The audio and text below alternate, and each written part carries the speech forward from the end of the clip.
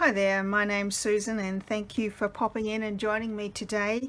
I thought I'd do just a quick flip of this journal. It's just a small size, that's my hand, a small size leather journal. My son actually bought me this for Christmas. It's got a lovely stitched spine on it. This little charm here used to hang off the clip here, but I moved it because I thought it looked like the fish were blowing bubbles. So that's just my sense of humour. I just thought that was kind of cute. But it's a lovely leather cover, solid clasp on it, and it's great. I'm really enjoying it because I can just throw this in my handbag. I've got my pens and everything here, and I'm good to go. So I keep clipped to it all the time a pencil, a pen, and an eraser. So this one I'll show you because it's really cool. This is a Zebra brand pencil. It's a mechanical pencil, so you can click the end here and the lead comes out. But what I really like about it is here you can lock it and unlock it. So if I unlock that, instead of having to push the end of the pencil, I can just go like that and the lead extends. So if I'm drawing and going through the ink, I just go like that and the lead comes out the end, and you can see there it comes out from nothing to the lead. And of course when I pack it away I don't want the lead extending, so you do just hold it in and push the lead back in, and then I lock it because when it's in my handbag and this is shaking around, the lead can come out. But it does have a tiny little fine eraser on the end, which is very useful. I also have a larger eraser, so this is one of the ones that has the tube eraser in it, so I keep that there as well. And then at the moment I've got this is a black gel pen in here, gel biro in black, and this is a fairly new acquisition for me, and I'm really enjoying the nice look and feel of it. It's really heavy, so those are the three things that I clip to the front and they're always with me. And these on the edge here are just two quilt clips, just like little bulldog clips, which I use to keep the pages open, especially if it's windy. So because I got this as a Christmas present, this is actually some of the organza that was wrapped around the Christmas crackers or bonbons that were on the table, so I saved that, which is why it's got the little Christmas tree pattern on here, and I just decorated the inside cover. And then this is just my everyday go-to book to practice in and do whatever. So I started off just drawing things that were on my work table. So scissors, pencils, my Faber-Castell colouring in pencils. I really do enjoy the Faber-Castell brand. And then I've gone through and I've just taken the blankness off some of the pages. This is just a little piece of washi tape. This is some distress stain, so I've just used that to take the plainness off the page. My Yoo-Hoo glue stick, and just practicing shape and form and shading. It doesn't really matter what you draw so long as you draw. This page started as just a whole lot of splatters from the ink, in fact, so it was just splattered all over the page, and for each splatter I drew around it, all the ones that I wanted to anyway. I drew around it and turned it into these I don't know what you call them, foxgloves, hollyhocks, something like that. You can see the splats are just all over the page, but I only picked the ones that I wanted to turn into flowers and ignored the rest. A work in progress, and I don't always work in order on my pages, so there's bits and pieces right throughout here and plenty of blank pages in between. So this is a seal of the chocolates from Christmas, which I just put in there, and then when we were on holiday in Tahiti recently, I drew the little Tahitian jasmine there, and I've got some gold pen on there, which means it might be difficult for you to read that, the Tahitian jasmine, which they give to you every morning and whenever you arrive anywhere. And you wear, the ladies wear an open flower like this, and if you're married you wear it on your left ear. and if you're single you wear it behind your right ear, and the men the same, married left, single right, but they wear a bud rather than the flower. So it's quite nice, and the smell is beautiful, and because it's tucked behind your ear it travels everywhere with you, which is, it's just gorgeous. This is one of the stone statues that we saw. This was actually in our resort, but we saw them everywhere. This is from a tourist brochure. I think it was just holding the little bag shut. But this guy's actually really tall. I probably come up to about here on him, and he's all stone covered in moss with the palm trees and everything around. It was really pretty. Another piece of washi tape. This is the Tahitian beer brand, or it's probably French Tahitian, French Polynesian, and this woman adorns the bottle caps and all the advertising. So I just copied what was on the beer bottle cap. So again, practicing. I used some watercolors here just to fill it in, and I did take a little tin with me of the Daniel Smith watercolors, so just a few colors, and all I took was an aqua brush and just played around with that. So I tried to travel really light on that trip. Another work in progress, a platypus Aboriginal inspired design that I'm doing there. Here's another page similar to the one that I did before, where I splashed the ink on it. It's just waiting for me to gaze into it and find some inspiration. I don't know what that one will be. And then blank pages, blank pages.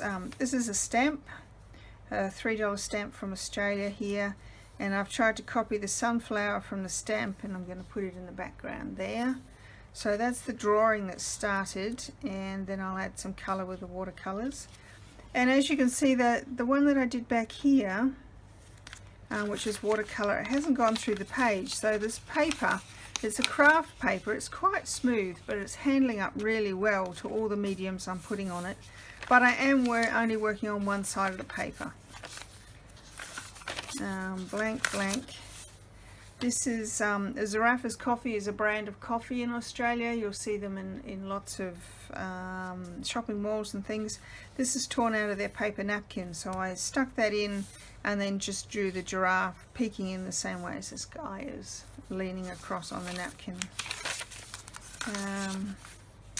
This is from an advertising brochure, so I was going to extend the mandala out, so more ink in the background. And then I have used a compass to give myself some nice circles there, ready for when I have a moment to continue the design. This is, I'm going to do a few little pictures of the time when we were in Japan. So I tore this out of an old school atlas that's been hanging around here, and then I just drew in the cherry blossoms, the sakura, and the reason the page looks a bit different is I glued the map on with Mod Podge and then just extended all the way out, which has given it sort of a nice leathery feel. So it's quite nice hand to the paper there. And then I chose a spot where there was a few empty pages behind it so that I could do some designs. This is a stamp, so it doesn't really relate to Japan, but I'm going to colour that in. What else have we got? Another piece of washi tape, watercolor design. I'm still doing the line work on this, but I do a little bit each time I have a moment, so we're getting there. Probably lots of blank pages. Again, something from some packaging that I just stuck in there because I quite like the way the road went off to nowhere, and I'm going to fill in the background. Another piece from a brochure, the mandala, another stamp. So I've tried to queue up some things in here so that, you know, when I am sitting in an airport or in a doctor's waiting room or something, I do have some work that I can go on to, so I can just take my pens and pencils, which are always with me, and just continue the design out. Stamps are great for playing around with watercolors too, so you've got the design already there, so you can use that as a starting point. This is just some circles I drew. I'll do some Zentangles or something inside those one day.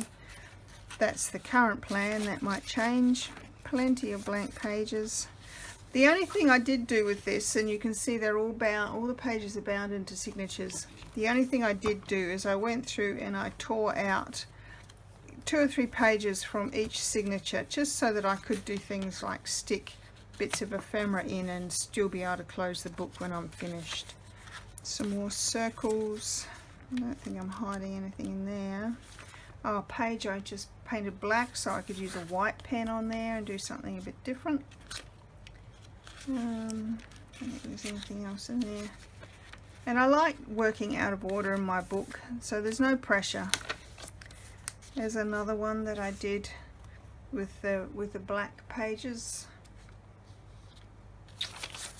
A couple of photos I put in here. This was a reject from the printer, but I couldn't throw it away. These are my 2 girls, my 2 puppies, so they're always with me. This is a panorama I did.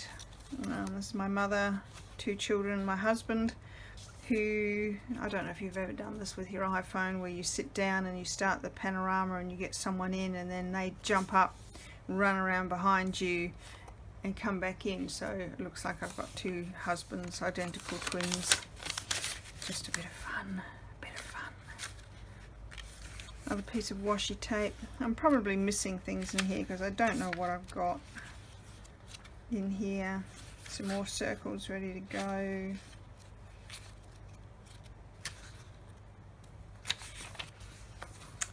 Oh, I was had some of these left over from another project. That's just pearl card that I've stuck on there.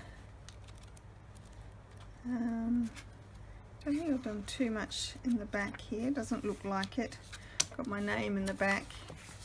Some jokes out of the Christmas crackers. What did the cowboy say when he walked into a German car showroom? Audi. Oh, I love it. I love it. I love it. What happened when a lorry full of tortoises collided with a van full of terrapins? It was a total disaster. How do you handle dangerous cheese? Carefully. Anyway.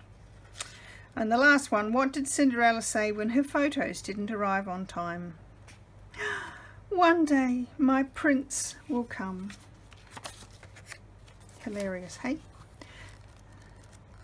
But there is one sheet I want to show you in the back here, and I do this pretty much for every journal I get. This is one of the pages I tore out, but I use it as a test page where I've written in all of the mediums that I think that I'm likely to want to use in here, so I can just see what bleeds through, what comes through to the back. I use it for stickers and things like that.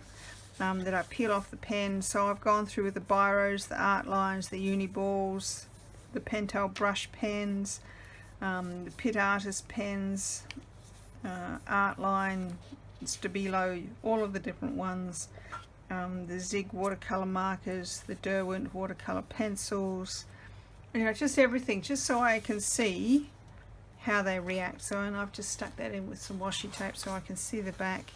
And you know, there's only a couple of them that I had trouble with. The Zig watercolor brushes didn't do too well, they bled through. And this one is the Pentel brush pen, which is really heavy India ink, so I'm not surprised by that. So I just know to avoid those when I'm working in here.